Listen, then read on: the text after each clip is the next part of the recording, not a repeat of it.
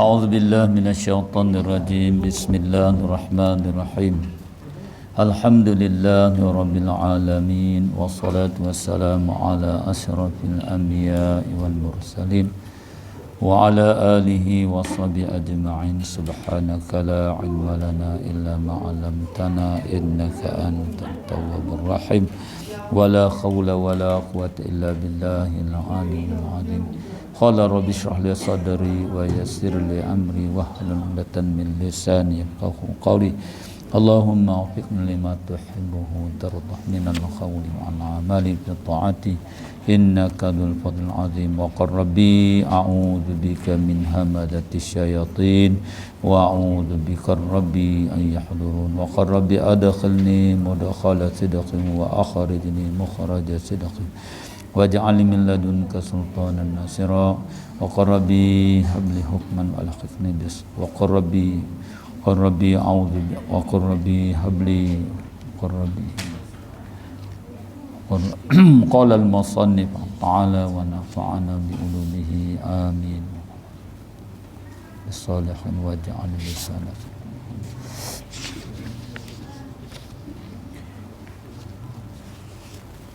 kafiat sujud sahwi ya itu no.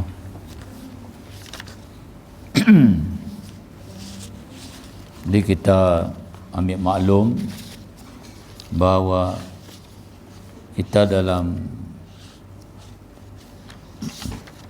kita ni kita ada 5 sujud, jenis-jenis sujud.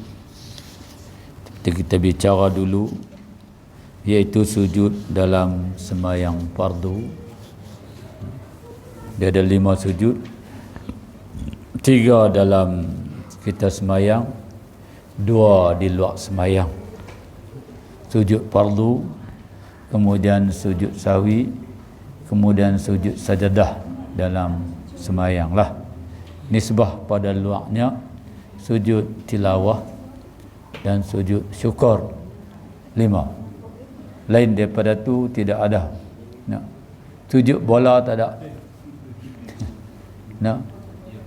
Sujud main bola tak ada, masuk bola sebiji, lepas tu sujud atas padang. Tak ada tu.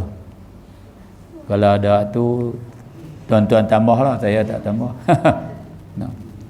Bola masuk sebiji terus sujud dengan seluar pendek dia, dengan ada ayat sembahyang pun tak ada. Piduk sujud buat apa? Nah.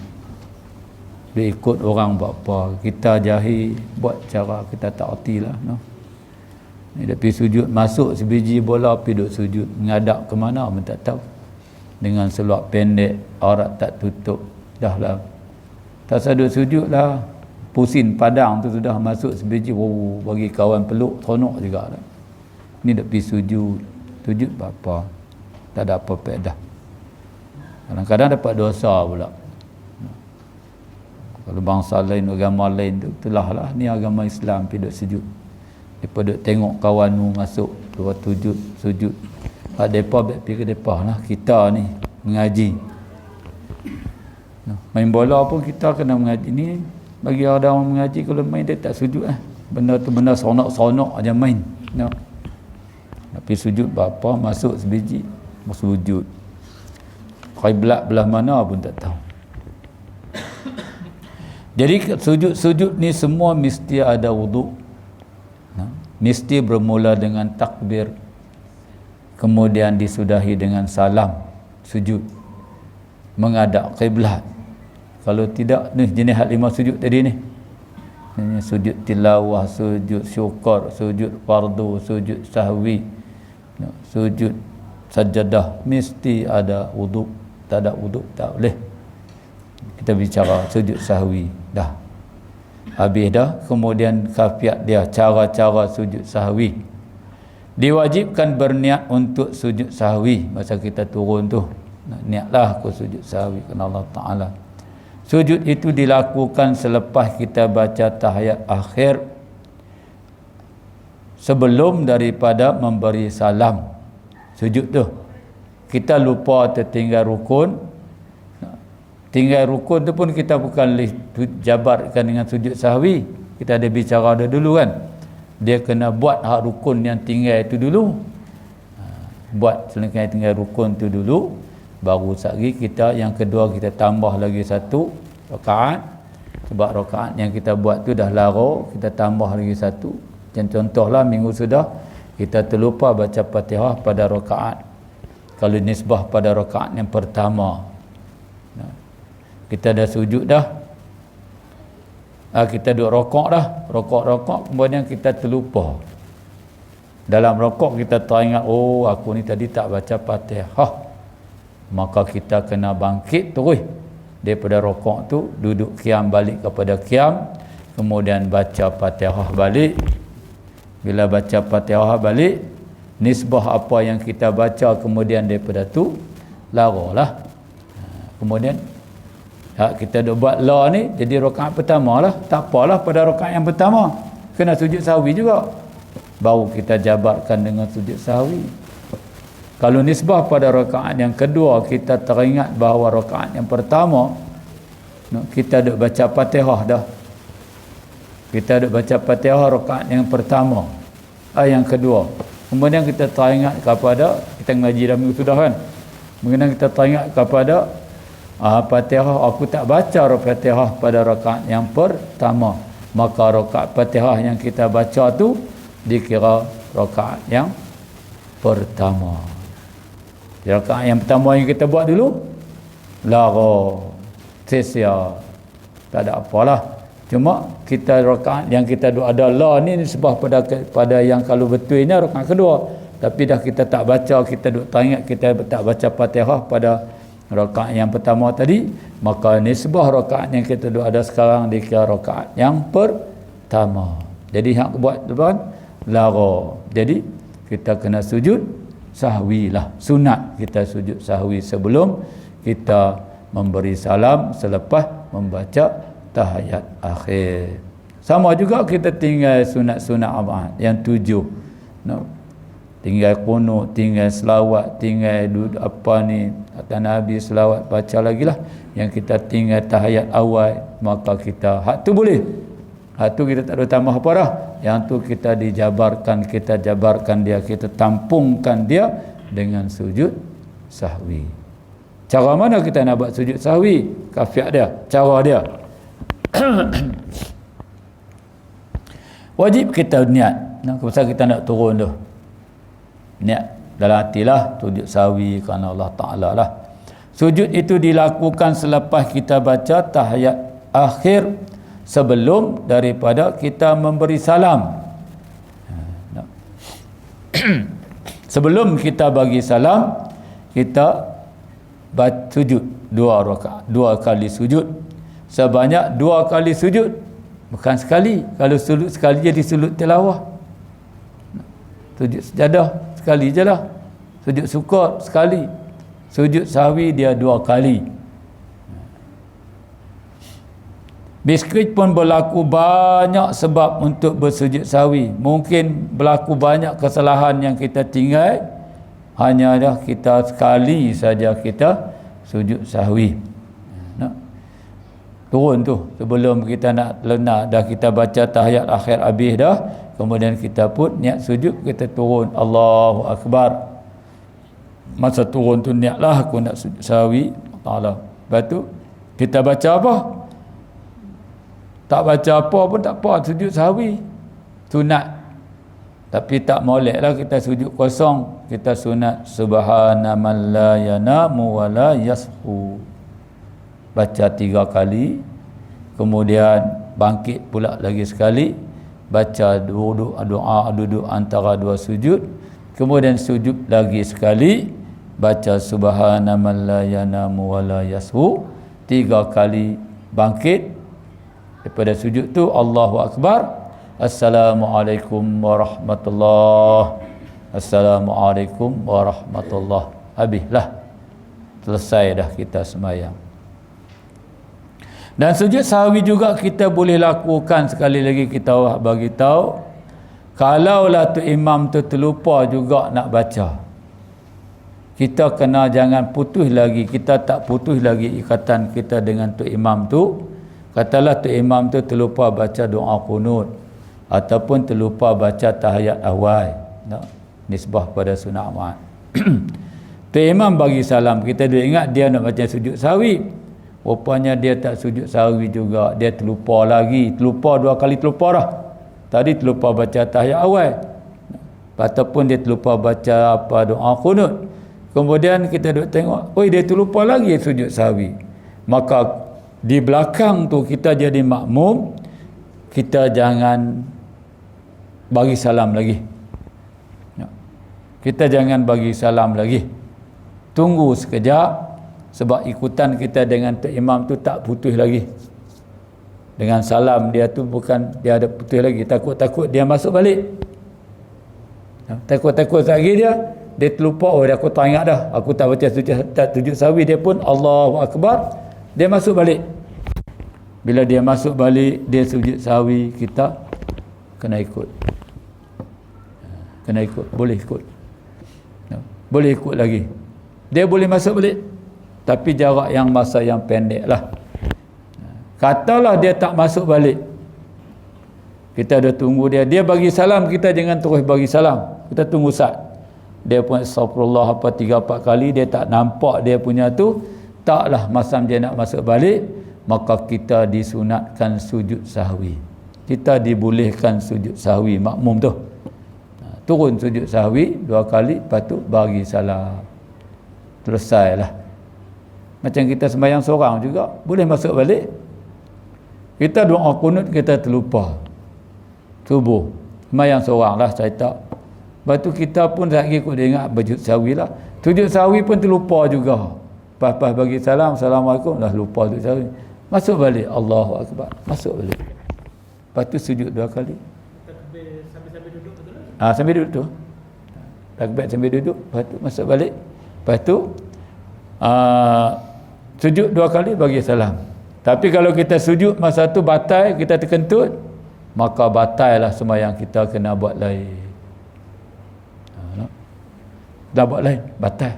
Kalau kita masuk balik tu, masuk duduk sujud, terkentut, sujud sahwi, kentut, maka batal sembahyang tu, sujud tu, dan sujud tu batal, kita pun maka batal lah sembahyang kita yang kita buat tadi ni, maka kita kena sembahyang lain. Lebih baik jangan masuk balik. Sebab dia sunat. Cuma kita kalau tak buat tu, kita keluar balik tu macam seolah kita pakai kain carik lah, pahala berkurangan, tak penuh pahala dia. Tu je. Artinya Maha Suci Allah yang tidak tidur dan tidak lupa. Tu. Subhana man la yanamu wa la yashu. Maha Suci Allah yang tidak tidur dan tidak lupa. Kita aja yang lupa. Sekiranya sujud sahwi dilakukan kerana sengaja meninggalkan pada mengerjakan sunat Ahmad, maka disunatkan membaca istighfar. Lepas tu. Dari cara duduk di antara 2 sujud sahwi itu ialah duduk iftirash. Duduk macam kita duduk. Sujudlah macam duduk dalam tahiyat awal, dan bacaan padanya sama seperti bacaan ketika duduk daripada sembahyang-sembahyang lain. Sementara duduk terakhir bagi sujud sahwi, duduk tawarruk, duduk macam kita baca tahiyat akhir, diiringi dengan memberi salam tanpa membaca tahiyat lagi. Jangan baca tahiyat dah lah, kita dah baca dah. Kita baca tahiyat, baca habis, kita sujud, kemudian duduk istirahat, kemudian sekali lagi sujud, bangkit lagi sujud tu, kita duduk tawarruk, duduk dalam keadaan tahiyat akhir, lepas tu kita bagi salam. Tu kafiat sujud sahwi. Dengan sekali, dia kena 2 kali. Kemudian sujud sajadah dan sujud tilawah. Sujud sajadah, sujud tilawah tu macam mana? Sujud sajadah macam mana? Sujud sajadah ni kita baca ayat-ayat sujud yang kena sujud di dalam sembahyang. Saja-saja nak baca dia, nak sujud tak boleh. Kita pagi Jumaat, kita pergi baca surah Iqra. Wasjud waqtarib. Kita baca Iqra lah. Tak boleh. Tak boleh sujud. Lagi rakaat kedua nak baca apa? Bangkit daripada sujud tu nak baca apa? Baca inna pula. Tak boleh. Dia kena baca yang tu saja. Alif lam mim tu saja. Kemudian sampai innama yu'minu bi ayatina alladzina idza dzukiru biha kharru sujjadan wa sabbahu bihamdi rabbihim wa hum la yastakbirun. Turunlah kita. Turun sujud sajadah dalam sembahyang pagi Jumaat. Sujud-sujud tersebut dilakukan kerana membaca atau mendengar bacaan ayat-ayat Quran yang tertentu. Di situ ada dua. Sujud sajadah, sujud tilawah. Sujud tilawah. Boleh pada orang baca, boleh pada orang yang dengar. Tapi syaratnya kena ada wudu, kena menghadap kiblat, kena tutup aurat. Kita duduk penyuruh tu. Kawan kita duk baca tani sampai ayat-ayat sajadah, dia pun letak Quran dia tepi. Dia takbir Allah sambil duduklah. Kalau nisbah panggil sambil berdiri, dia takbir sambil berdirilah. Allahu Akbar, nak tangkapkan tangan tu terpulanglah, takbir tu kena. Allahu Akbar, dia tak, lepas tu dia pun sujud. Kita yang dengar sana, kita pun disunat sujud. Syarat kita boleh sujud tu kita dapat pahala. Kerana bacaan dia tadi, dia sujud, kita sujud. Kalau dia tak sujud pun kita sujud, boleh. Jangan semayang aja. Semayang kita semayang sana. Seorang-seorang. Dia semayang sini. Sampai nama dia sujud, kita nak sujud sama. Tak boleh. Tak boleh. Kecuali kita berimam dengan dia, boleh.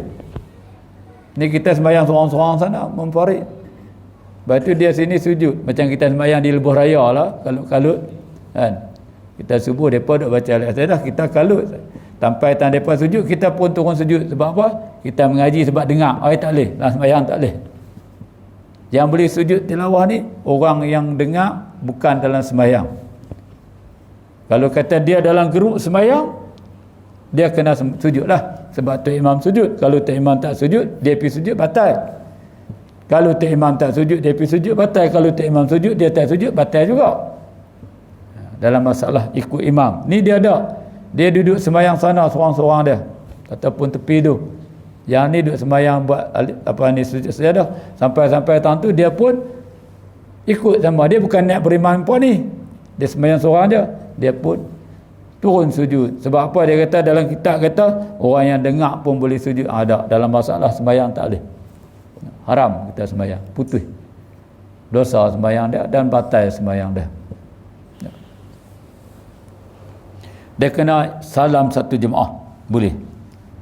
Kalau lain daripada tu, dia sembahyang seorang-seorang nak ikut jemaah ni, tak boleh. Sujud tersebut dilakukan kerana membaca atau mendengar bacaan-bacaan ayat Quran. Baca satu hal atau mendengar bacaan-bacaan satu hal. Dua. Orang yang dengar, orang yang baca. Boleh. Ayat-ayat Quran yang tertentu akan datang. Bertandakan dengan lambang masjid dalam kitab Al-Quran. Dalam Quran tu ada, kalau tempat sejadah dia buat macam lambang masjid. Tentu kita kena sujud lah. Sunat sujud. Dan tertulis di tepi Al-Quran itu dengan perkataan sajdah. Sujud. Tulis itu. Dalam Quran ada sebanyak 15 tempat yang disunatkan kita sujud, sama ada dalam bacaan sembahyang ataupun di luar sembahyang.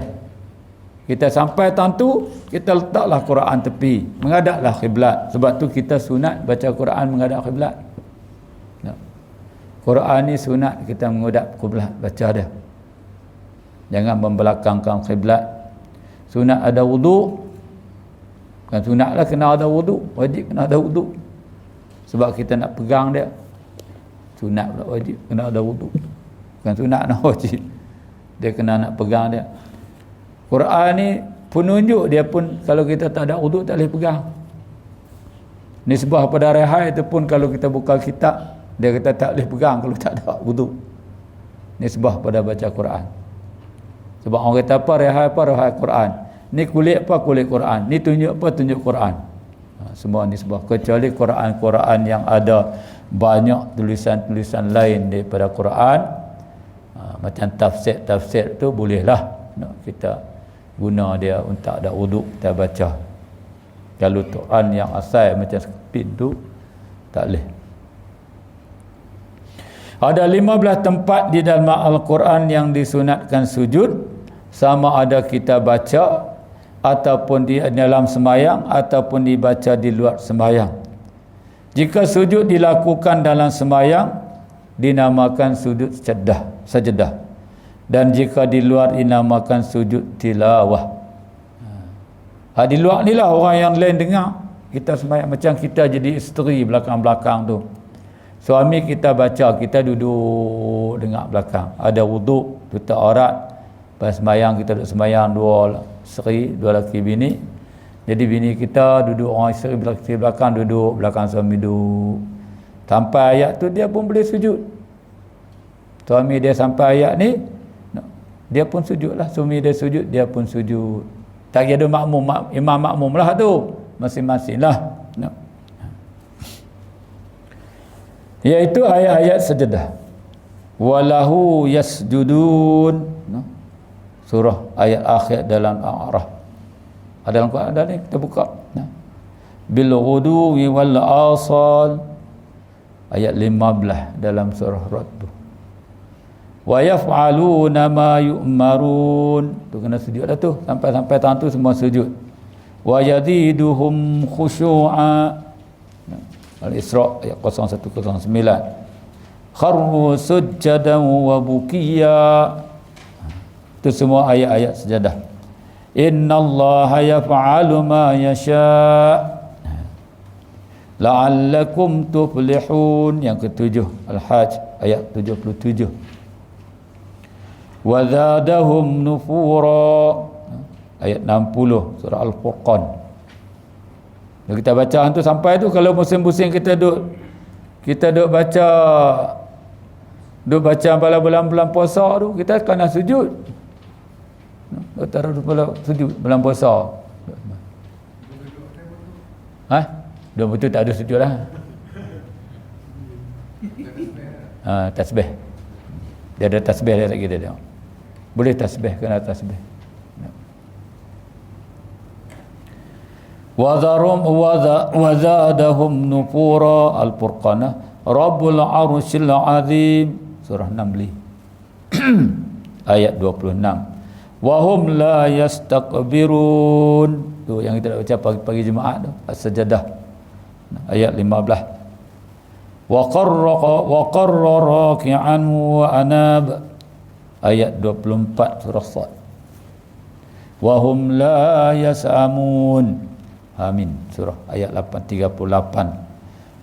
Fasjudu lillahi wa'budu surah Najmi. Sedap surah Najmi ni. Kalau boleh hafal baguslah. Surah Najmi. La yasjudun 21 An-Syiqaq. Wasjud waqtarib. Jangan baca wasjud waqtarib. Tak kena dah. Ada tu orang tak baca wasjud waqtarib, tak boleh. Wasjud waqtarib. Jangan baca rib. Wasjud waqtarib, tak boleh. Ya, tak ada alif, tak ada huruf mat tu. Wasjud waqtarib. A'la. Baca tu. A'la. Itu 15 tempat-tempat yang kita sujud, dinamakan sujud tilawah, nisbah pada kita baca di luar sembahyang. Kalau kita baca bulan Ramadan, orang hafiz tu dia turun sujud, kita kena sujud lah. Macam tarawih depa hafiz sampai tani depa turun sujud lah, kita turun sujud sama lah. Lalunya bulan puasa lah, bulan puasa yang kita ambil hafiz tu, kalau dia sampai juzuk-juzuk ni dia akan sujud, kita kena turun sujud lah. Jangan tak sujud pula. Tapi kalau nisbah pada hari Jumaat, pagi Jumaat, As-sajadah saja ayat dia. Lain tak boleh. Kita tak boleh api tumpang hak lain untuk nak sujud, tak boleh. Tak. Kemudian sujud itu dilakukan sekali juga tanpa takbiratul ihram, sebaik saja habis membaca ayat-ayat berkenaan dan niat diturunkan kerana sujud sajadah. Itu dalam semayang. Cuma kita kata Allahu Akbar saja. Tak gaduh duk angkat tangan dalam semayang. Tak disunatkan kita turun tu angkat tangan, dan tak disunatkan kita naik pun kita angkat tangan, dan tak sunatkan kita duduk istirahat, duduk berehat ketika mana kita bangkit daripada sujud. Kalau kata kita ni orang mengaji, kalau kita duduk tu disengajakan nak tambah rukun, batal sembahyang kita. Kita bangkit daripada sujud tu, kita duduk istirahat, tak boleh. Duduk berehat orang kata kan, tak boleh, dia kena bangkit terus. Nisbah kalau orang tak mengaji, dia tak tahu, tak apalah. Nisbah pada orang mengaji, dia kata duduk tu nak tambah lagi rukun satu, batal sembahyang dia. Duduk tu tak boleh, dia tak boleh duduk, dia kena bangkit terus. Dia turun sujud tu saja. Dan dia kalau mai-mai tu imam dah sujud dah, bangkit dah, dia jangan sujud dah, tak boleh lah. Dia berdiri balik lah. Kemudian bertakbir ketika turun sujud tanpa mengangkat tangan. Tak boleh tak angkat tangan. Bukan dia tanpa tu bukan kata batal dah, tak disunatkan kita angkat tangan. Kemudian sunat kita baca dalam kesujud tu ayat-ayat yang tuan-tuan baca itulah. Ada yang baca 2-3 khafiat, ada yang berapa jenis, ada. Yang sini dia bagi tahu saja, dia baca allazi khalaqahu wa sawwarahu wa syaqqa sam'ahu wa basarahu biqaulihi wa quwwatihi. Nah, fatabarakallahu ahsanul khaliqin. 3 kali kita baca dalam kita duduk baca surat sajadah. Tilawah pun kita baca ni juga. Kalau nak baca, telah bersujud mukaku kepada Allah yang menjadikannya, yang membentukkannya, yang membuka pendengaran dan penglihatan dengan daya dan kekuatannya Allah. Maha berkat Allah sebab baik pencipta. Iblis lari, malu, sebab kita disuruh sujud, dia suruh sujud, dia tak mau sujud, dia lari, dia malu, dia tak mau sujud, kita sujud.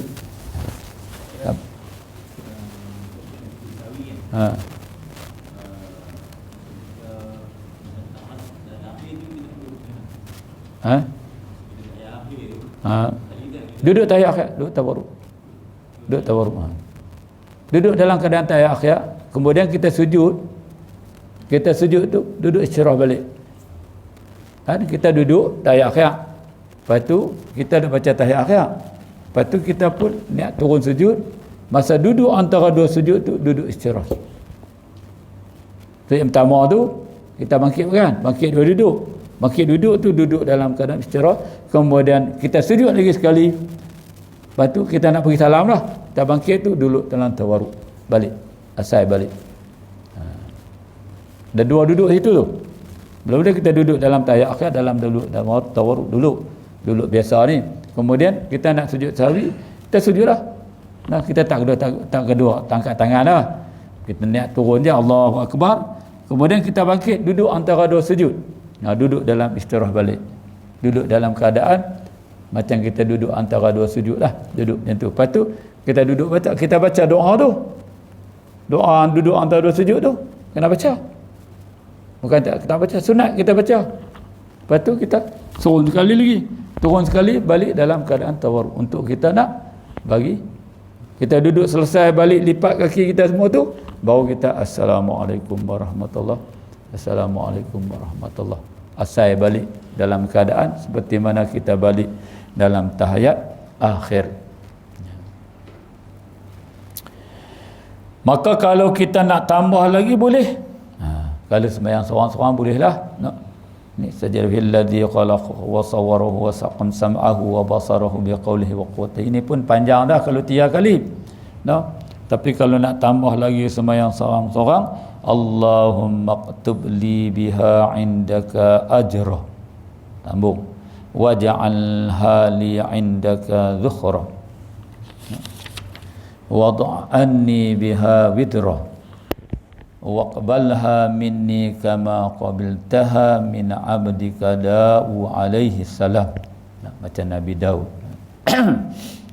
Ya Allah, tuliskanlah dengan sebab ganjaran pahala daripada sisimu untukku, dan jadilah untukku pemedaan pada sisimu dengan sebab gugurnya daripada aku beban-beban dosa, dan terimalah daripada aku sebagaimana engkau telah menerima daripada hamba-Mu Nabi Daud alaihi salam. Nabi Daud ni dia bersujud lama ketika dia melakukan, dia munajat dengan Allah Subhanahu Wa Taala nak minta ampunkan pada dia, maka dia bersujud lama. Bersujud dia sampai teriak-teriak Nabi Daud. Sebab apa? Sebab dia diceritakan dalam tafsir, mengatakan dia ada cerita dalam Quran tentang kisah malaikat. Dia ada masa dia untuk dia munajat dalam bilik. Siapa pun dia tak mau jumpa. Kemudian ada satu malaikat Tuhan hantar ada hari-hari dia untuk dia berjumpa dengan rakyat. Kemudian malaikat termasuk dalam bilik dia, tanya masalah kambing. Kawan ni ada 99 ekor dah kambing. Kemudian aku ni baru sekok je kambing. Tiba-tiba dia ambil kambing aku, macam mana? Nabi Daud ni diceritakan sudah ada isteri yang banyak. Kemudian tak berani kita nak sabar sebab dia seorang Nabi, tapi tafsir mengatakan macam tu. Ahli tafsir mengatakan cerita dalam kitab tafsir macam itulah. Sebab Nabi ni dia tak boleh melakukan benda-benda yang tak elok. Tapi Nabi Daud diceritakan seperti itu. Kita nak buka pun tak berani. Orang-orang yang alim-alim bolehlah nak bagi diri saya tak berani. Tapi cerita dia macam itulah dalam Quran. Dalam Quran tu saya abang betul lah. Cerita tafsir tu ada kias daripada, ada yang mengatakan bukan macam tu, ada masalah lain. Jadi dikiaskan Allah Ta'ala. Kawan ni dah ada, pemuda tu kata dia dah ada 99 ekor kambing dah. Habis pasal apa dia nak ambil lagi kambing aku yang sekok ni. Jadi macam itulah, dah ada 99 isteri dah. Nak ambil lagi isteri aku, tunang aku ni. Satu, dia pergi kahwin lagi. Nabi Daud kata, mana boleh dah. Banyak dah bagi kat dia lah.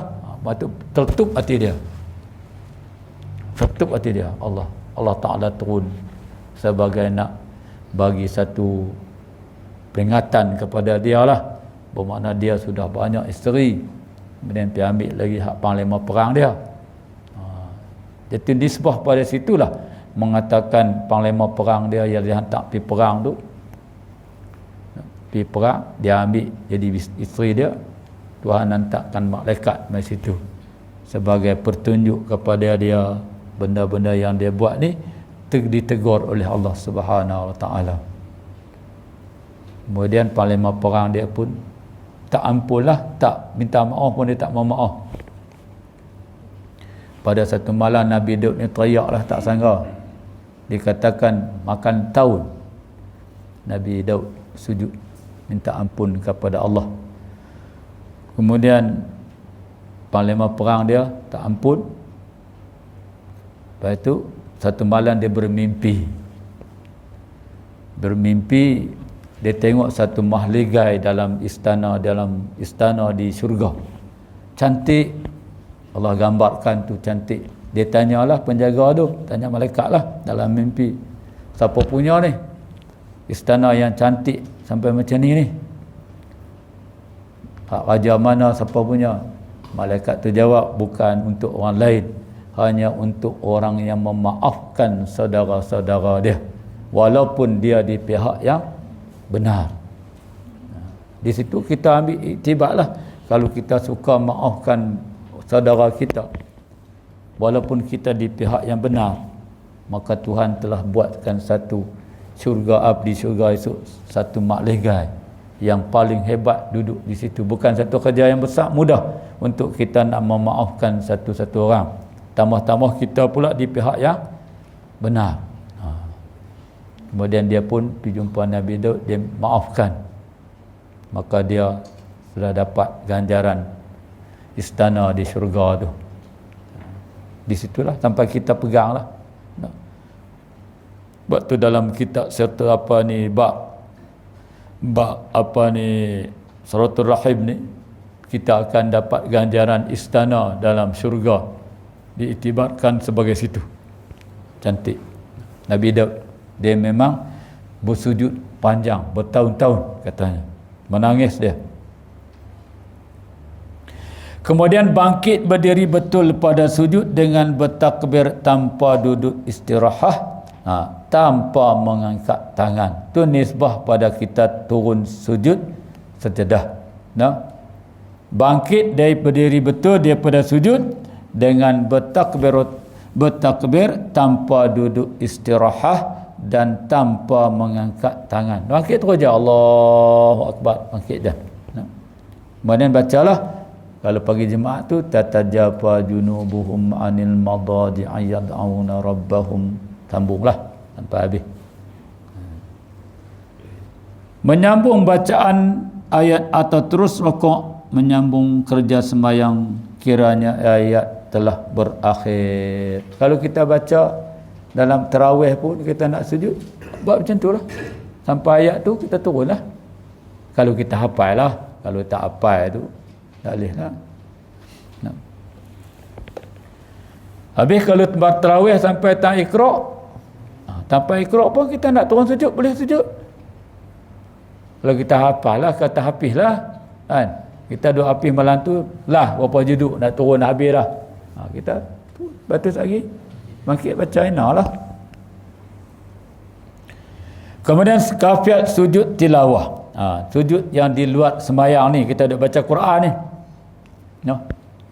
Syarat-syarat sujud tilawah di antaranya ialah ayat itu dibaca dengan sepenuhnya.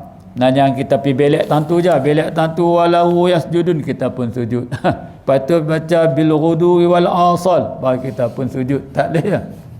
Kena baca bagi habis. Baca sampai ayat tu. Kemudian tidak lama perselangan bahasa bacaan dengan sujud. Habis tu baik baca letak.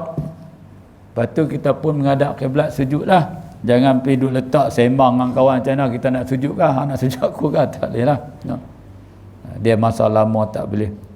Kemudian suci daripada hadas dan najis. Mana kita kena ada wuduk lah. Tiap-tiap sujud kena ada wuduk, tak boleh. Nak tunjuk ke orang pun tak boleh. Kecuali budak-budak mengaji tu kita suruh mereka sujud, tak apa. Kita nak sujud ke orang pun tak boleh, haram. Rokok pun tak boleh ke orang. Kita duduk salam tu kita hormat kat dia, jangan sampai ke pahat rokok. Kalau pahat rokok haram. Kita hormat kepada seorang-seorang lah, kata wa ima dia siapa pun, ajarkah siapakah, kita tak boleh sampai ke tahap rokok. Jangan sampai kalaulah dia kaya lah, contoh kita tengok dia dah bagi duit banyak, kalau sehari kita rokok tu dia bagi ikut 300 no? Kawan lain boleh 100 je, kita pure tuan assalamualaikum tuan, rapat bawah nak ambil duit boleh 300, boleh lah 300, tapi haram no? Jangan lebih pada hak rokok, tak ada. Takat tu je, sujud jelah lah no, jangan. Kemudian suci daripada hadas dan daripada najis. Kemudian yang keempatnya menghadap kiblat. Kena menghadap kiblat. Tak menghadap kiblat tak boleh sujud. Sebab sujud ni kepada Allah dia. Yang layak kita sujud kepada Allah.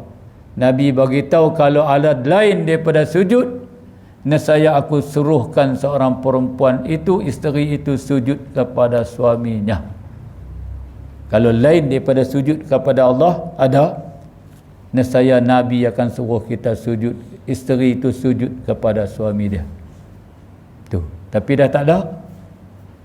Nak apa? Mana kata taraf suami itu bagi isteri paling tinggi.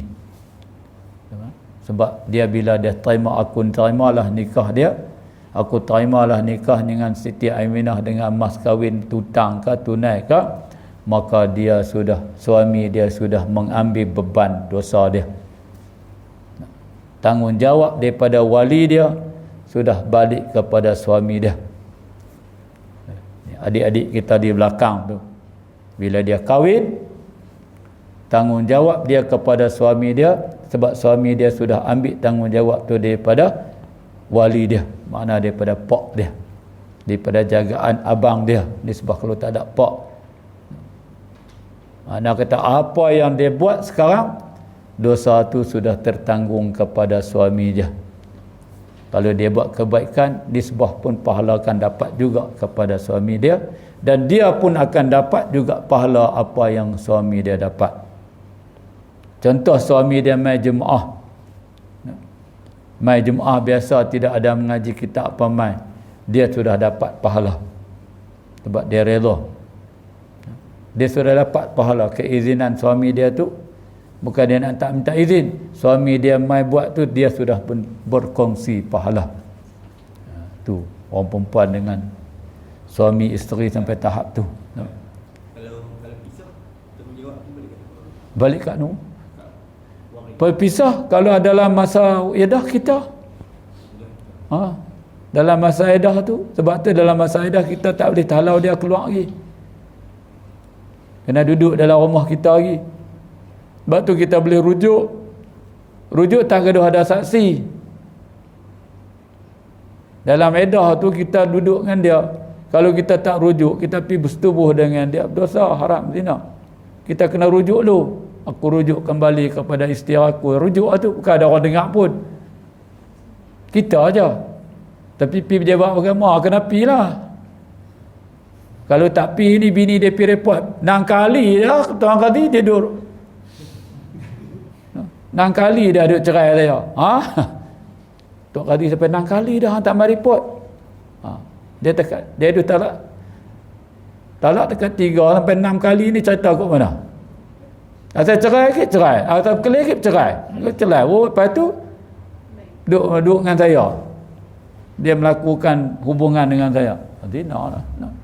Rujuk kembali, tapi syaratnya dalam iddah lah. Luar daripada iddah dia kena rujuk, dia kena akad lain. Kena ada saksi. Kena bayar duit RM50 pula. Tu imam 100.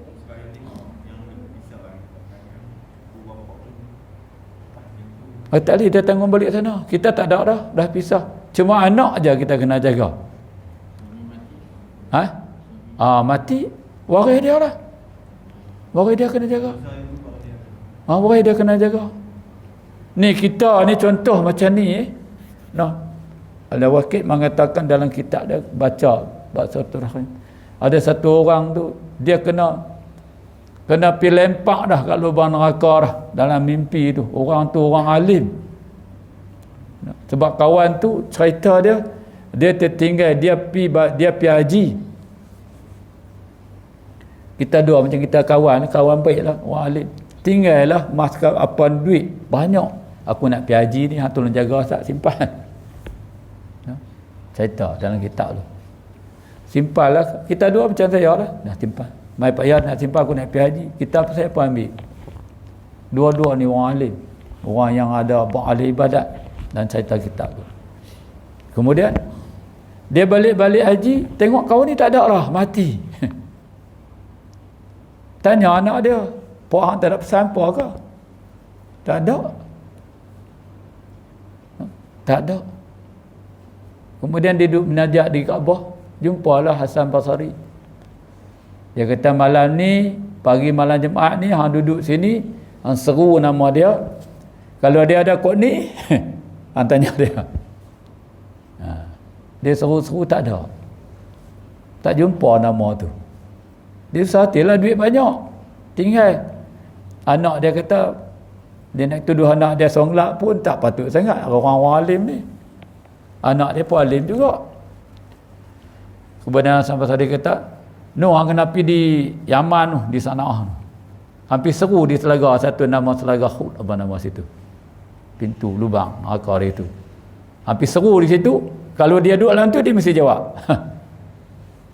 Dia pun pergi 15 hari pergi duduk kuda-kuda pergi. Seru. Duduk bawah tu. Dia terkejut lah. Pasal apa yang hang boleh masuk tang ni? Tang ni tempat bukan orang baik-baik, tempat orang jahat-jahat. Tempat orang yang amalan korang ni tak ada. Orang segi amalan yang aku tengok hang atas dunia, kita duduk berkawan dua, hang tak boleh layak duduk sini. Tempat ni. Dia kata aku ada keluarga, ada kakak aku. Hang balik pi, mula-mula dia tanya harta lu. Hak aku tinggal duduk tahun mana? Dia tanya hak dulu kawan dia pun. Tanya hak aku tinggal, duit ringgit aku tinggal ni duduk tahun mana? Dia kata ada di depan rumah aku, bawah tangga hampir korek duduk tu. Aku simpan bawah tu. Hang balik esok hang pergi jumpa anak aku, kata aku simpan tu pergi korek. Ya. Lepas tu sambil-sambil dia nak balik tu, pasal apa hang boleh duduk tahun ni? Hang dengan amalan hang tak layak duduk tahun ni, hang kena duduk tempat elok-elok. Dia kata aku telah mengabaikan tanggungjawab kakak aku. Kakak aku tak nak tanya habaq dia, dia miskin, aku tak nak tolong dia. Aku mengabaikan kasih sayang dia. Dia jadi wali. Dia lah dia pekak dia, bila tak ada laki apa semua dia lah. Waris. Aku mengabaikan tanggungjawab pada kakak aku. Kakak aku duduk di kampung sana. Hang balik ni kin salam dekat dia lah. Dia balik terus. Dia dalam keadaan tu. Malam tu dia tidur situ jumpa. Balik korek-korek ada harta tu. Kemudian dia pun canggah pula pergi kampung tu. Pergi tengok kak dia tu dalam keadaan tu. Tak ambil peduli. Kak dia tanya lah ada adik ke? Ada, dia kata. Adik aku dia kata duduk di Mekah tu. Tapi dia kah peduli kat aku? Tak nak peduli kat aku pun, dia kata. Apa pun dia tak kisah dah. Akulah duduk pun harap orang tumpang makan orang je, orang belah Islam bagi je. Maka dia pun sedekah harta tu kakak dia. Benarlah apa yang dikatakan tu. Kalau kita abaikan kita punya tanggungjawab kita, wa'imah kita pada bukan anak, bukan isteri, kalau kak kita pun waris kita yang susah, kalau dia susah, kita kena tanggungjawab lah. Diabaikan kita, walaupun kita orang ahli ibadah, kita akan dicampakkan dekat dalam lubang tu dulu. Jaga kalau kita itu anak-anak dia tanggungjawab lain, kita pun kena tengok juga. Kok ni kalau kita pun tak lepas, tak tahulah tu. Kita tak lepas, tanggungjawab tak lepas. Sebab waris daripada pak kita lah. Kalau harta kita ambil kita pulun. Contohlah kan, nisbah macam tu lah. Kita yang peraik tapi kita tinggal dia, tak boleh. Kita kena tanya habaq dia, tanya apa ni, bagi dia bantuan kat dia, kak kita. Jaga.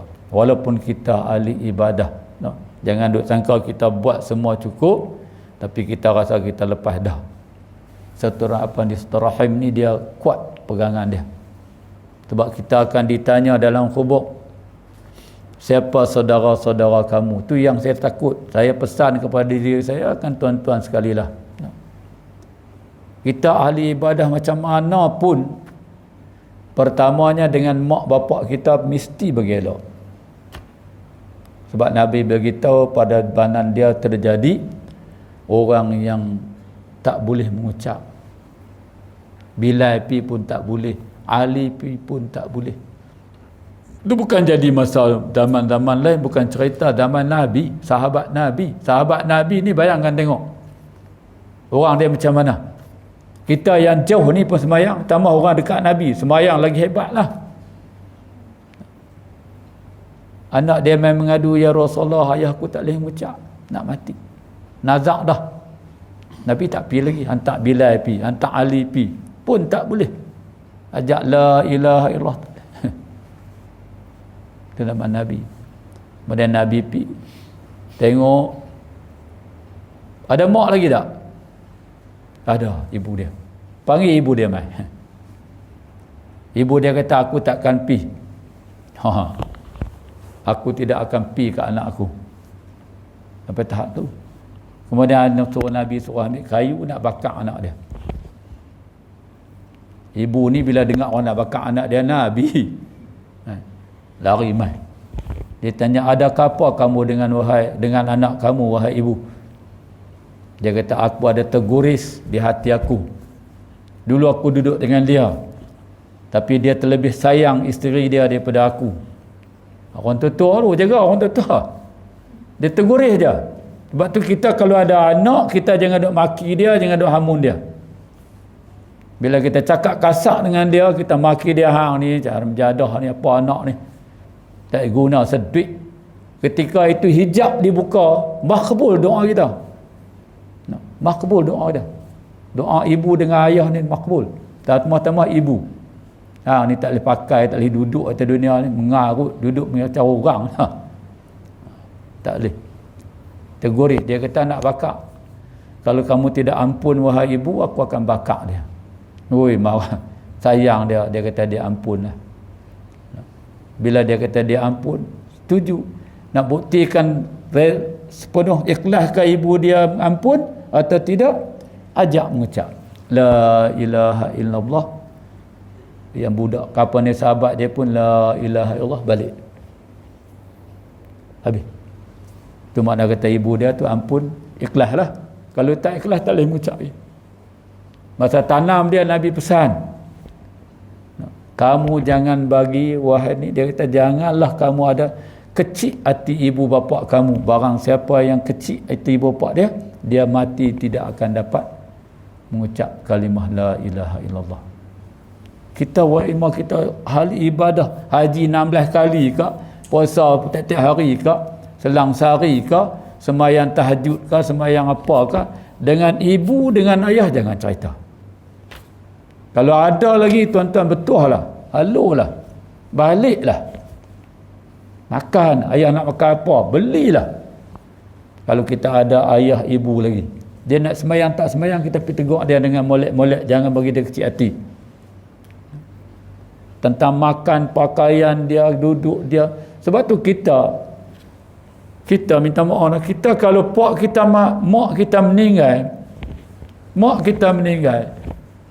kita kena pergi tanya ayah kita, ayah nak isteri lagi ke?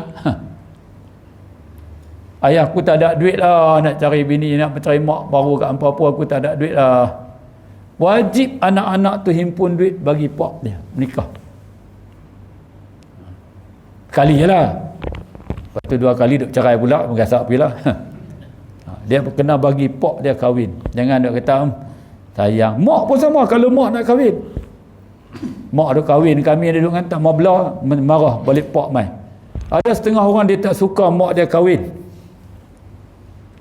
Dia kalau lelaki mati dia kahwin tak apa, mak dia tak boleh kahwin. Pak mati, mak pun ada nafsu juga, mak pun nak orang sayang juga. Orang masuk minta mak apa, tak ada minta mak jangan duk kahwin lah, mak kahwin kami tak peduli kat mak dah. Tu ada anak macam tu, minta maaf lah. Kalau mak kahwin kami tak peduli lah, mak piai ikut pak. Tak boleh. Kita kena setuju bagi dia kahwin. Sebab dia pun nalari macam kita juga. Dia kasih sayang, dia nak macam tu juga. Kita yang anak beranak ni wajib kena himpun duit, cari. Kalau dia tak mau tu tak apalah. Kalau dia mau, kena. Kasih sayang kita. Kalau ada anak, kalau ada pak dengan mak ni tak ada tangan lah. Tuan-tuan korbankan untuk mak pak tuan-tuan, 1 sen tu dibalas balik Allah Taala. Tuan-tuan tak boleh nak bayangkan, tengok macam mana rupa Tuhan balas. Orang yang bela mak, orang yang bela pak, ketika dia sakit ke dia apa, dia redha, Tuhan akan balas kat dia. Tuan-tuan tengoklah, tuan-tuan sendirilah akan tengok Tuhan balas dekat tuan-tuan. Ya perempuan, jangan duk rasa tak larat aku nak buat kencing berak dia, mak hampa bela sama abang weh. Ini bulan ni abang minta maaf lah kalau dari sini, minggu depan mai kat saya, ataupun bulan ni pi rumah abang lah, bulan kedua pi rumah noh kok. Hak umrah saya tu. Duk baca dah, dia ni tak boleh duduk sampai bulan 12 kot. Takat 4 bulan lah, takat 4 bulan kalau mati rumah abang nombor 4, aku lepas dah. Ada macam tu pun dah. Dia atuk sampai dia tu lah sekali. Pi pun tak.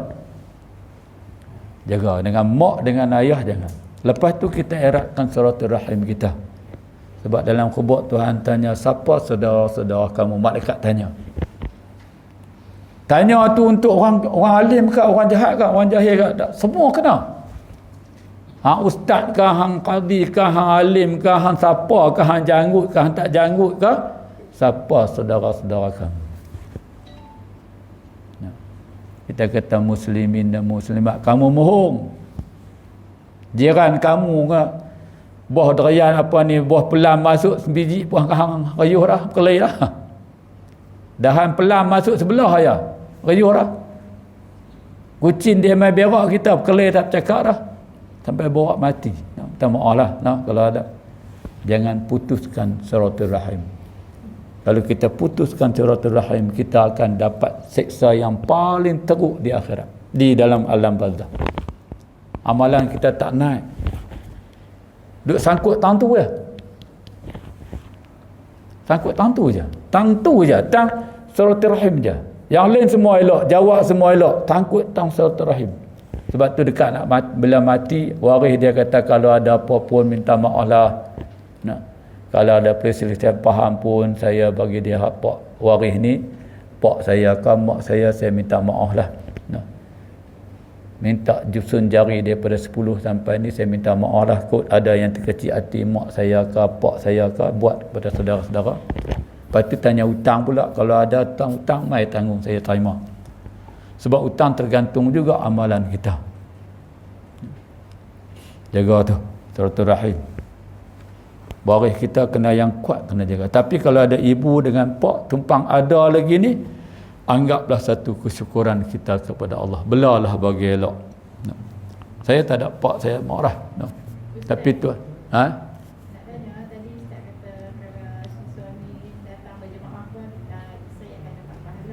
macam mana? Kalau suami datang berjemaah semua, isteri akan dapat 2 pahala. Dapat. Tapi bagaimana pula kalau isteri tu dia datang tapi atas reza suami lah. Dapat pahala. Suami dia tak mai. Dia dapat pahala. Suami dapat pahala. Dapat juga. Pahala mengaji lah, pahala tak sembahyang dia punya jawab juga. Pahala dia tak sembahyang. Kalau masuk macam Dia tak boleh mengajar. Sebab tanggungjawab suami, wajib bagi diri suami itu mengajar para isterinya. Pertama, tanggungan dia. Mengajar apa? Mengajar bab-bab taharah, bab-bab semayang, bab-bab hukum haram, bab-bab haid dan nifas. Semua tu dia wajib kena ajar. Kalau dia tak boleh ajar lagi, dia kena main mengaji, kemudian balik ajar. Tu. Kalau dia tak mau macam tu, dia kena cari orang ajar. Kalau dia tak mau lagi, dia kena suruh bini dia main mengaji. Dan kalau dia tak suruh pun, isteri dia keluar untuk nak main mengaji bab fardu ain, tidak dikira dia berdosa, tidak dikira melanggar perintah suami.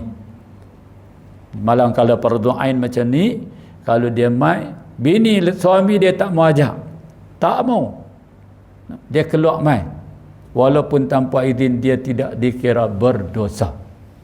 Sebab dia nak main mengaji. Tambah-tambah lagi, kalau suami dia izin, nampilah ya oi, abang mantau saja nak mengaji, abang pun hang pandai pada abang lagi. Nampilah. Masalah tu dia dapat pahala. Dapat pahala. Suami dapat pahala. Sebab benda ni pernah terjadi zaman Nabi. Dia tanya, satu orang perempuan tanya, ya Rasulullah, orang laki-laki ni untunglah. Untung pasal apa? Perang sabir dia boleh pi, sedekah pun dia buat, semua dia buat, semayang berjemaah dia boleh pi, sedangkan kami nak pi mana pun tak boleh. Kena patuh kepada suami, nak jaga anak. Nabi kata itu soalan yang perempuan yang cerdik. Kamu akan dapat apa yang suami kamu buat. Kalau suami kamu pergi perang, kamu akan dapat pahala perang. Kalau kamu mai jemaah, dia akan dapat pahala jemaah. Kamu akan dapat apa yang pahala yang suami kamu buat. Nabi bagi tahu. Ni dia redha lah. Macam kita duk mai, suami kita dia tak mau mai. Lama-lama kita kempen-kempen dia ajak dia mai. Kita dapat pahala, dia pun dapat, dia bagi. Sebab dia tak boleh mengajak. Kalau kita mengajak pun dia boleh mengajak. Dia kata, "Moi pun mengaji 2 minggu, mai mengajak dah." Panggil, "Ya, mai ni nak ajak." "Moi abang baru pi 2 minggu nak mengajak dah." Dah ni aku ingat, tak ni aku tak ingat, tak boleh lah. Aku jenis la aku baca, aku ingat la. Mai kah? Try lah balik malam ni buat gitu. Sebab tu kita mengaji kena buat kitab. Mai mengaji buat kitab. Balik sekali baca terus. Mai ni. "Awak abang ni aku." Temai lah kita sembang-sembang. Ni tadi mengaji dah. Nak duk mengaji. Ni tumpang-tumpang abang duk ingat ni. Tak ingat abang kan boleh lah sehari. Esok terlupa. Malam ni tumpang.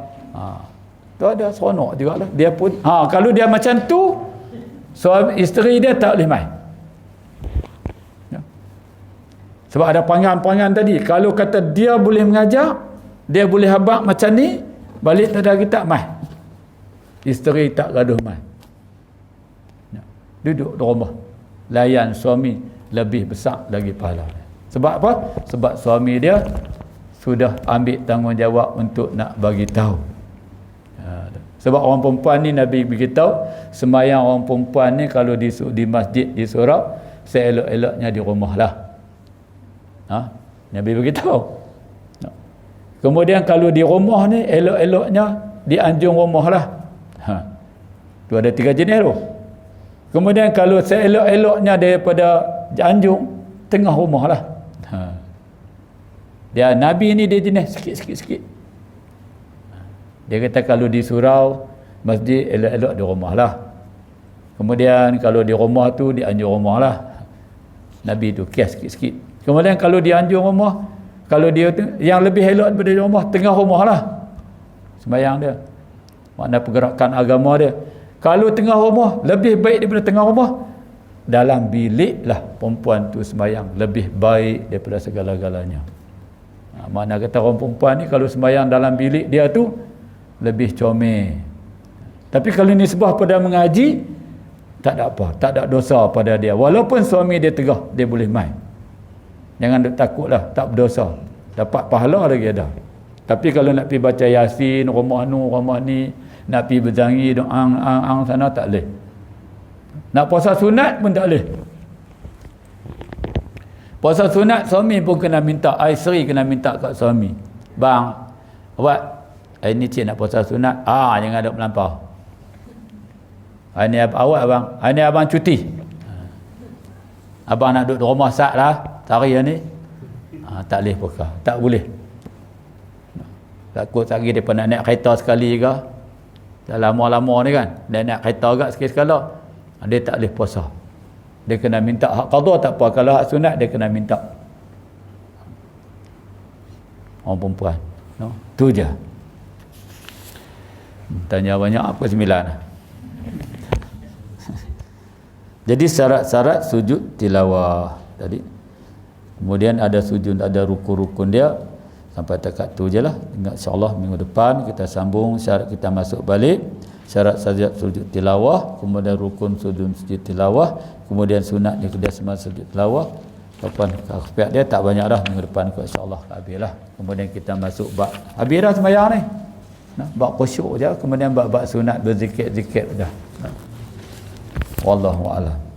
Saya kalau mana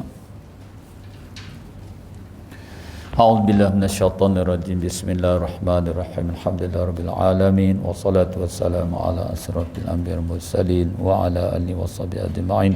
Allahumma aghnina bil ilmi wa zayyinna bil hilmi wa akrimna bit taqwa wa jammilna bil afiyah. Wa sallallahu ala sayyidina Muhammadin wa ala alihi washabihi wa barak. Alhamdulillahil alamin insyaallah.